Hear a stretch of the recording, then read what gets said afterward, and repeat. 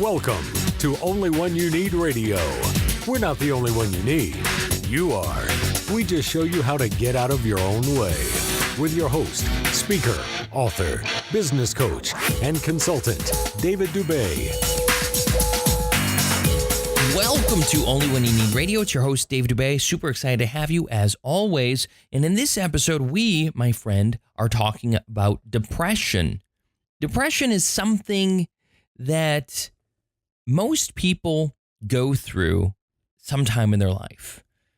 Most people visit it more than once, but what is depression really, and how does David Dubé deal with depression?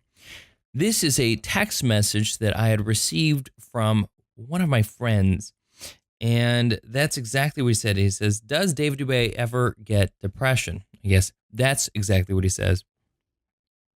My response to him, it wasn't as full as it should have been. It wasn't, and I realized only after and contemplating the question more what the real actual answer is. Now, before we go any further, I want to mention that, I'm a different breed of character.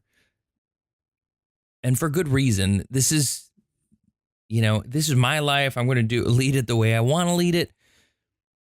And not everyone is this way. And I understand that. I get that. But there are insights I feel that in my own personal dealings that by sharing those, maybe, possibly, they might also help you or someone you know, which would be great. Don't you think? Especially if it can transform the way we perceive and believe certain things in our lives that may not actually be real.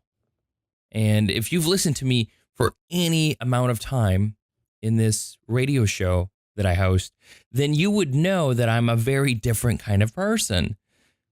So the question he asks is, does David Dubé ever get depression? My response to that was, I have bouts of emotional lows from time to time. And there's a reason I say that in my response. So what is depression? I think this is a question that, if we feel a certain way, we might attribute it right away to this thing called depression without actually analyzing the emotions that we're feeling and why we are feeling them.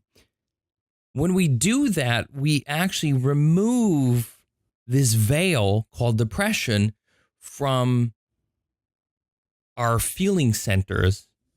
We by examining the reason we feel something, we can take away the clinical title of that, which is depression. So why do you feel a certain way? So what is depression? So if we break it down, 3 syllables, depression. It's a noun. Feelings of severe despondency and dejection is what Google tells me.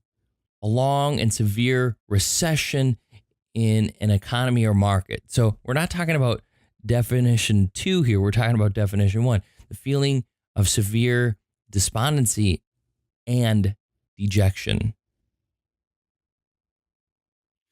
The intriguing thing about this is I feel that we avoid emotions in our society, and we do it in a way that makes depression something easy to fall into. Once again, if we analyze the reasoning, we feel a certain way, like what's the causation of it, then we can get to the heart of the problem. But when we don't do that, what happens? We put a title on it, we label it, and we start taking medication for it. We feel that that's who we are without any further analyzing of it. For what? Let me ask you a question. When you break a bone, do you put a Band-Aid on it to fix it? When you break a bone, do you put a Band-Aid on it to fix it? No, you don't, do you? And it wouldn't make sense to do that, would it? It would just be nonsensical. Look at that guy's ankle. It's angled funny. Yet all he has on it is a Band-Aid. Wouldn't that be ridiculous? Of course it would. We would laugh at the idea of just doing that. But yet, what do we do with emotions and our emotional states? We feel off about something. We feel weird about something. And this weirdness kind of becomes pervasive. This offness seems to stick around for whatever reason. And instead of analyzing the offness of our feeling, we go to a doctor and just say, I feel off. And become medicated so we no longer feel this off feeling, this offness. We don't actually deal with it. We Band-Aid it. And it becomes something super easy to do. And then you can go upon leading your life as if nothing had ever changed. How is that going for you? How is that working in your life? Is it good? Is your life great? Or is it just kind of average now? Is it just okay? Ho hum. You're still working that job you don't like. You're still doing those things that you don't really care to do. But there's not this ever-present offness in your life. You know, instead of analyzing that offness, we will just put this Band-Aid on it and you're good to go. Woohoo! But is that really what we should be doing? I mean, think about it. Mental health in this country is, for lack of a better way of putting it, fucked up. It really is. It really, really is. There's how better of a way to put it, or not better of a way. I don't know. It's really messed up. But it's okay to just throw Band-Aids on everything because Band-Aids heal. They don't. And we already know that. It's broken. Right? The state of not being normal. Broken. And yet, there's causation for it. There are reasons for everything. When I feel off, I investigate the offness. I want to know why I feel the way I do. And when you figure that out, and for me, it's never been that difficult to figure it out. It hasn't. For some people, it has, and it is, and that's okay. It is okay not to know. I'm certain I've had times in my life that I did not know. But the question that my friend asked me, does David Dubé ever get depression? I state I have bouts of emotional lows from time to time. I do. I definitely do. I mean, think about this. January 18th, 2017. My mother passed away. She died. She's no longer physically here. What does one do? How does one feel about that? How does one deal with such a thing? You know, the benefit of my mother's cancer is I could see it coming. There was a presence of an end. The gentleman who owns the restaurant that I frequent, who passed away earlier this month, there was, once again, he had cancer. There was an end present. My good friend who passed away here on February 5th was diagnosed on April Fool's 3 years ago. And you hope when you get that message that when you show up to the hospital, you do hear this was a joke, but it wasn't. And he passed away. Once again, the benefit was you could see that the end was there. But there's one person in my life that I could not see that. On Thursday, now I'm trying to think of what day it was. It was Thursday, the 1st of March. One of my absolute best friends decided that life was no longer worthy of his presence. And he took his own life. And to make matters worse, his suicide note was to JFK. Not to his family, whom he was extremely close to. Not to his girlfriend, whom he was madly in love with. But to JFK. And he's no longer here. So I found out on the 5th, Monday the 5th, that he had committed suicide. And it wasn't until the 8th that I became okay with it. Now, during that time, I can't say that I was depressed. I certainly was full of mixed emotions, especially the fact that I kind of opened the door to all of his friends here where we live. Because when I met him 4 years ago, he knew no one in the area. The first day he moved in, I was at a local bar with one of my other best friends, sitting down having drinks, and it was packed. And the only seat in the house was to my left, at the bar at least.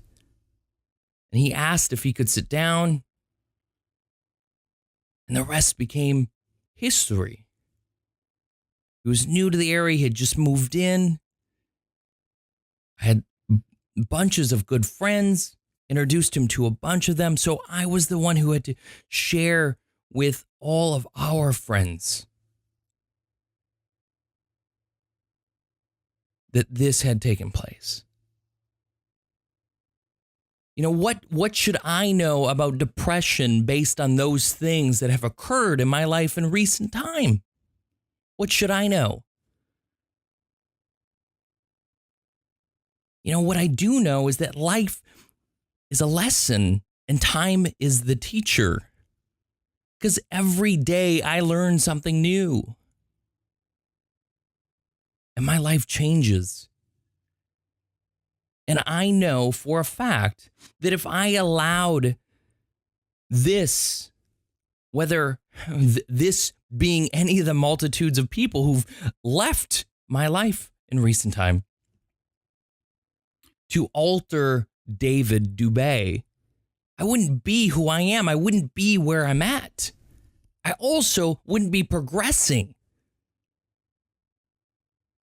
You know, if you've listened to me in recent times, you know, if you've listened to this show, you know, I talk about everything from mindset and emotions and how we relate to our past and think about things into our future. If I allowed all of this to do what it could do to me, if I got in a lull of depression, you know, I talk about the two directions we move in life. I wouldn't be moving. I'd be stagnant. I would be still. Depression pushes you down, but it doesn't stop you from moving necessarily. It certainly prevents progress greatly. And what happens when you become stagnant? What is stagnation? Like, why don't you, here's a good question for you. Why do you not drink from stale water? Why are you not supposed to drink from stale water? So there's a puddle outside. There's no water anywhere in sight. Why do you not drink from that puddle? Because what's in that puddle, because it's stagnant, it's not flowing.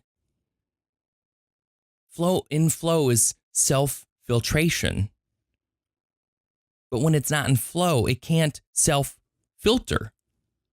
And so bacteria grows in there that can kill you.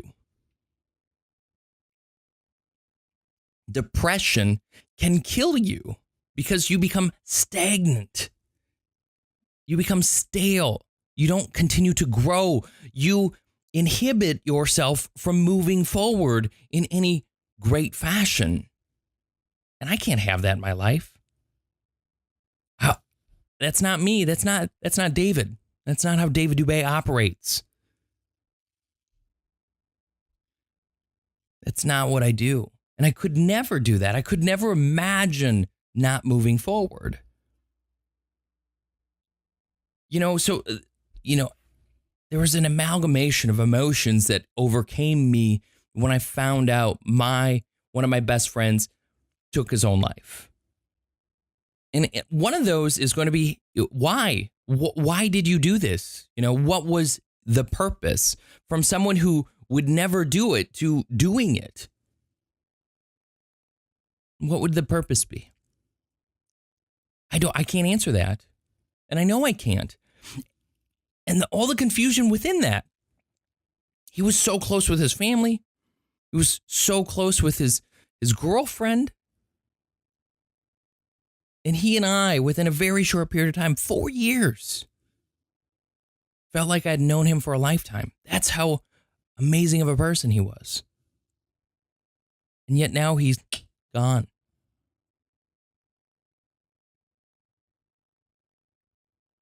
There's this presence or not presence, right? This emptiness, you could say, this void. We want to look at it and say there's a void here, but there's no void there. There's not a void. There's no hole where he once was because he's still there. And I've realized that, and I've said this earlier when I first talked about it, is that there is no hole and there's only transition. Nothing dies, it just transforms. And he's transformed physically into something obviously not physical. But my love for him doesn't end because love is unconditional. If it's conditional, then it's not real love. And this goes with my mother. This goes with my neighbor. This goes with my good family friend. All of these people who were great people. Love doesn't end. It never has to end. We don't have to let it end. And my friend, I like this because he decided that he figured out why he was feeling depressed. And that's good. That's good because he now has a definition for it, which means he can find new focus. See, this is the key to getting out of depression, is finding focus. When you focus on something greater than yourself. See, first off, depression, you're confused. You don't know what the emotional state is or the causation of it. Find the causation.